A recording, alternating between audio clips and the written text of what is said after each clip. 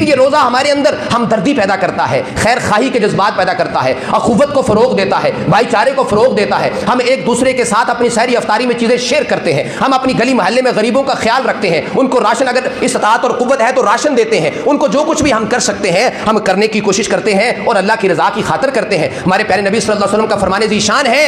آپ صلی اللہ علیہ وسلم کی یہ عادت مبارکہ تھی، جب ماہ رمضان آتا تو ماہ رمضان میں سب سے زیادہ سخاوت کرنے والے ہوتے تھے،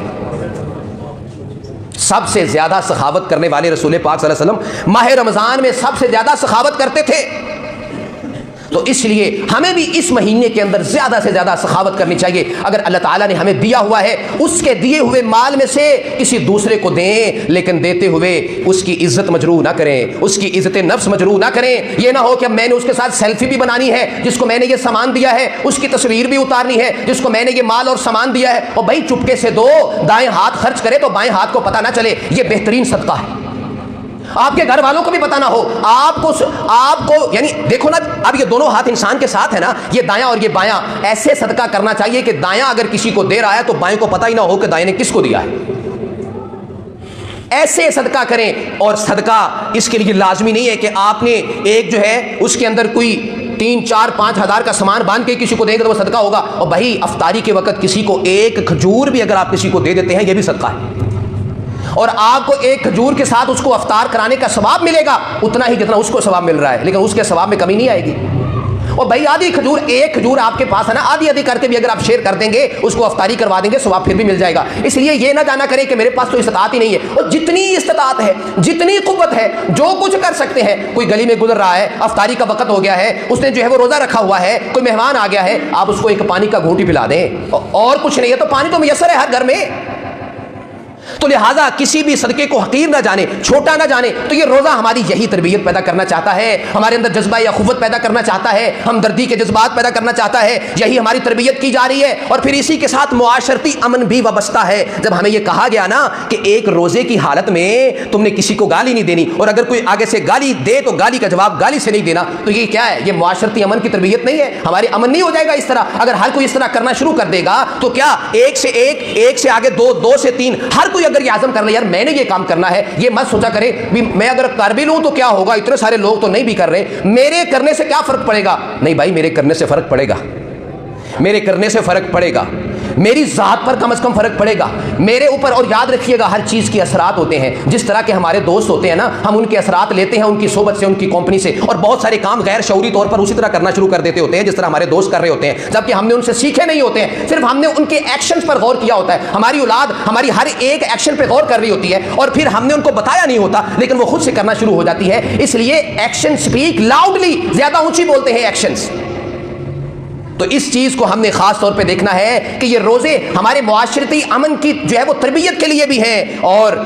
جب ہم فرائض کی ادائیگی وقت پر کریں گے تو نوافل کی ادائیگی کی طرف بھی ہماری رغبت ہو جائے گی، حلال و حرام کی جو ہے وہ تمیز ہو جائے گی، حلال اور حرام کی تمیز کی تربیت بھی ہوگی۔ جب ہمیں پتہ ہے کہ روزے کی حالت میں اللہ تعالیٰ نے ہمیں یہ منع فرما دیا کہ یہ حلال کام بھی نہیں کرنے، ہم ان حلال کاموں سے بھی رک جاتے ہیں، تو پھر عام دنوں میں ہم حرام کام جو اس نے ویسے ہی حرام قرار دیے ہوئے ہیں ان کے قریب کیسے جا سکتے ہیں؟ یہ ہماری تربیت، اگر ہم نے یہ مہینہ ایسے گزار لیا، اس تربیت میں گزار لیا، اور یہ چیزیں اپنے ذہن میں رکھتے ہوئے گزارا کہ یہ ایسے نہیں ہے کہ جیسے پچھلے دن تھے یہ بھی دن آئے اور ہم نے ویسے ہی گزار دیے، اگر ہم نے ویسے ہی اپنی زندگی میں سے یہ والا مہینہ ویسے ہی گزار دیا، ہم نے بہت خسارے کا سودا کیا،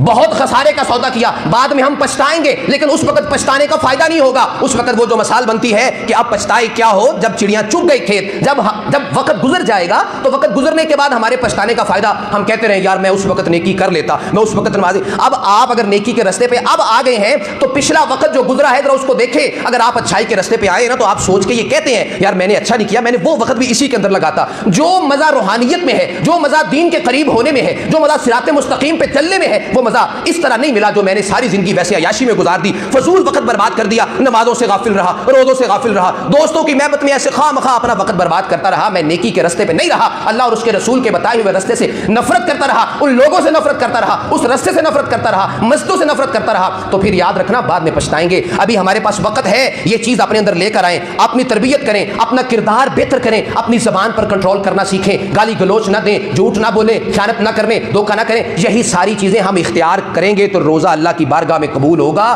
جو ہم نے بار بار وہ حدیث میں آپ سے شیئر کر رہا ہوں, یہ اسلامیات کی کتابوں میں تمام چھوٹے بچوں نے بھی پڑھی ہوئی ہے کہ روزہ میرے لیے ہے, میں ہی اس کی جزا دوں گا. یہ اللہ تعالیٰ فرماتے ہیں کہ روزہ میرے لیے ہے, میں ہی اس کی جزا دوں گا. اس کے حقدار ہم اسی وقت قرار پائیں گے جب ہم نے روزے کو خاص اللہ کے لیے, صرف اللہ کے لیے, صرف اللہ کے لیے, صرف اسی کے لیے روزے کو رکھا ہوگا اور اسی کے لیے ساری عبادات کی ہوں گی. اسی کے لیے ہم گناہوں سے بچے ہوں گے, اسی کی رضا اور خوشنودی کے حصول کے لیے ہم نے برائیوں سے نفرت کی ہوگی, ہم نماز کے قریب آئے ہوں گے, ہم نے اچھائی کا راستہ اختیار کیا ہوگا, ہم نے برائیوں سے نفرت کی, اسی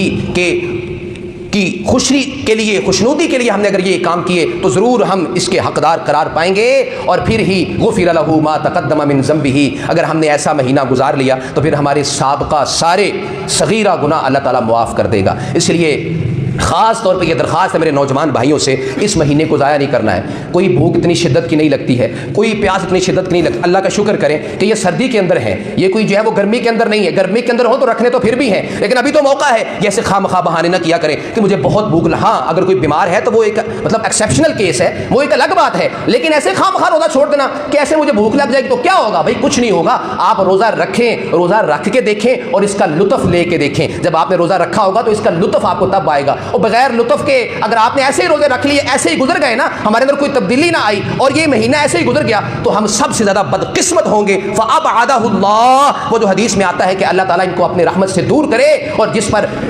فرشتوں کے سردار جبرائیل امین نے بھی آمین کہا تھا اور انبیاء کے سردار رسول عربی صلی اللہ علیہ وسلم نے بھی اس پر آمین کہا تھا کہ وہ اللہ کی رحمت سے دور ہو جس نے اپنی زندگی میں ماہ رمضان کا مہینہ پایا لیکن اس کے روزے رکھ کے اپنے گناہوں کی معافی نہ کروا لی. وہ انتہائی بدقسمت شخص ہے, اس سے زیادہ بدقسمتی اور کوئی نہیں ہے. لہٰذا اپنے وقت کو جو ہے وہ قیمتی بنائیں, اس کی قدر کریں اور اس کو ضائع نہیں ہونے دینا ہے. وآخر دعوانا ان الحمد للہ رب العالمین.